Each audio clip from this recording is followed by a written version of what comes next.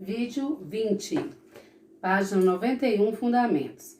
É importante que os professores e educadores compreendam que as ações do autocuidado e as práticas culturais de vida diária implicam o desenvolvimento de diversas habilidades e conhecimentos pelas crianças, o que encerra aprendizagens muito elaboradas que elas realizam durante o seu desenvolvimento.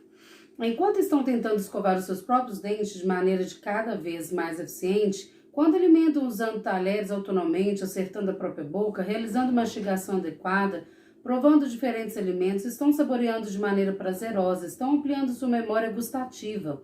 Quando tentam vestir e despir sozinhas, as crianças estão compreendendo melhor os limites do seu próprio corpo, estão desenvolvendo sua percepção e uma imagem corporal, estão adquirindo maior destreza motora e tantas outras habilidades e conhecimentos acerca dessas e tantas outras ações frequentes no cotidiano da atividade escolar da educação infantil.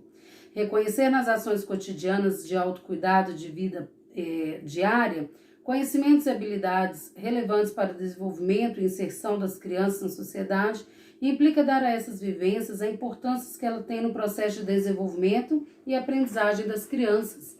Há outro aspecto fundamental na discussão do currículo da infância, normalmente relegado nas discussões educacionais. 2 pontos. A dimensão do cuidado.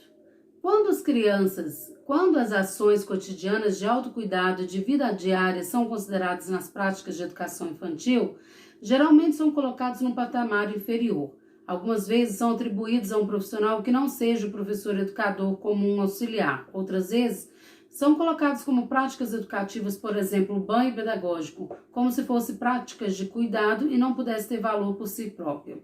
O cuidar educando e o educar cuidando pressupõe que nenhum ser humano existe sem ser cuidado. Adultos precisam ser cuidados, gostam de receber um sorriso, um elogio, um afago, um agarro, um agrado. Adolescentes reclamam pelos cuidados que deixaram de receber por não serem mais crianças. Crianças os buscam, choram e pedem por eles, não apenas os físicos e corporais, como todos os tipos de cuidados. Mostra a imagem de uma professora abraçando algumas crianças na sala.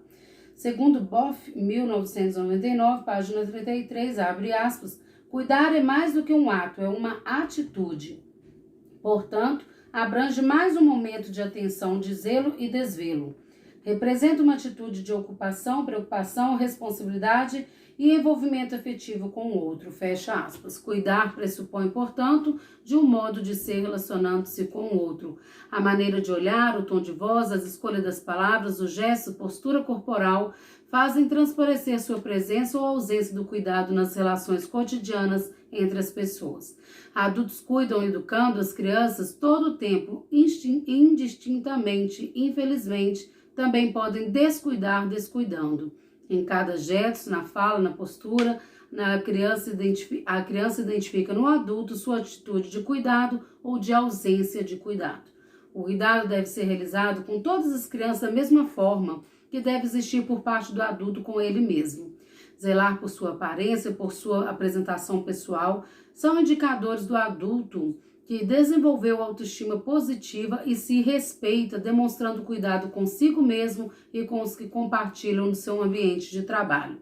O compromisso profissional no preparo das atividades, na realização do planejamento, na organização prévia dos materiais também denotam o cuidado do adulto em relação ao grupo de crianças. Por estar estreitamente ligado à afetividade e à intimidade da relação com o corpo das crianças, o cuidado foi, historicamente, identificado como ação feminina materna. Ao pensar nas ações de cuidado em um ambiente educativo e institucional, faz-se necessário ultrapassar esses conceitos que refletem modos de ser sociais e culturas em relação a gêneros feminino e masculino. Na atualidade, vivenciam situações em que o pai assume tarefas historicamente consideradas da mãe, e o homem desenvolve habilidades que até então não lhe eram designadas.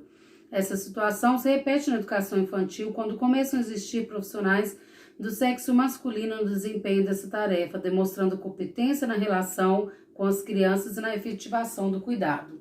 Professores e educadores, homens e mulheres, precisam compreender que a dimensão do cuidado não os desmerece profissionalmente, ao contrário, torna-se os profissionais mais completos e mais competentes para lidar com as crianças da primeira infância. Um momento na vida em que exige de vínculos emocionais positivos é imprescindível para a estruturação psicológica humana saudável. Em relação ao caráter estruturador do cuidado, Boff, 1999, página 34, aponta: abre aspas, sem o cuidado, ele deixa de ser humano. Se não receber cuidado, desde o nascimento até a morte, o ser humano desestrutura-se, definha, perde o sentido e morre. Se, ao largo da vida, não fizer com cuidado tudo o que empreender, acabará por prejudicar a si mesmo e por destruir o que estiver à sua volta. Por isso, o cuidado deve ser entendido na linha da essência humana. O cuidado há de estar presente em tudo. Nas palavras de Martin Heidegger, cuidado significa um fenômeno ontológico existencial básico, traduzindo, um fenômeno que é a base possibilitadora da existência humana enquanto humana. Fecha aspas. Compreender e realizar a dimensão do cuidado nas práticas educativas cotidianas na educação infantil pressupõe compreender um dos aspectos intrínsecos mais relevantes para a plena realização dos sujeitos da infância. O currículo na infância, para além dos procedimentos advindos das práticas de autocuidado da vida cotidiana e também para além da dimensão do cuidado, precisa contemplar outro importante aspecto dessa fase do desenvolvimento humano, a autonomia moral. A autonomia será aqui compreendida como a capacidade do indivíduo de governar a si próprio, mas não será uma maneira qualquer de governar-se por estar inserido numa sociedade. Todos os sujeitos devem submeter-se a formas de organização que possibilitem a convivência. Ao viver uma coletividade, nenhuma pessoa poderá decidir fazer qualquer coisa ou qualquer tempo, pois provavelmente ela estará ferindo direitos dos outros. Nesse sentido, o que se busca é o desenvolvimento de autonomia que seja moralmente correta, baseada em deveres e direitos que garantam a justiça, a equidade, a verdade e a ética. Ao nascer, a criança vivencia um processo de indiferenciação dela com o mundo. Não é capaz de compreender o que é componente e sua individualidade e o que não é. Apresenta, dessa forma, o chamado comportamento egocêntrico, pois ela só pensa e sente que todo mundo e todas as pessoas que a cercam existem em relação a ela mesma. Piaget, 1977, denominou esse período de anomia, caracterizado pela ausência da percepção do outro dissociado de si mesmo e a incapacidade de reconhecer regras e normas em função disso. Nessa fase, o afeto é o sentimento que liga a criança às outras pessoas e define aquelas que lhe são referência significativa e as que não são.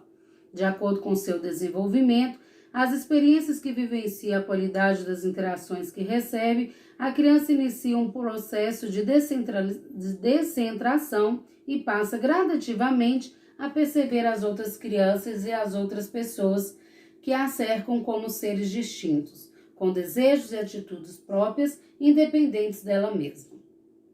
A partir das relações afetivas que vivencia, a criança passa a controlar seu comportamento de forma a adequá-lo às regras estabelecidas pelos adultos que lhe são significativos. A motivação inicial da criança não é o valor moral de suas atitudes, mas o desejo de agradar e ser reconhecida pelas pessoas que lhe são importantes.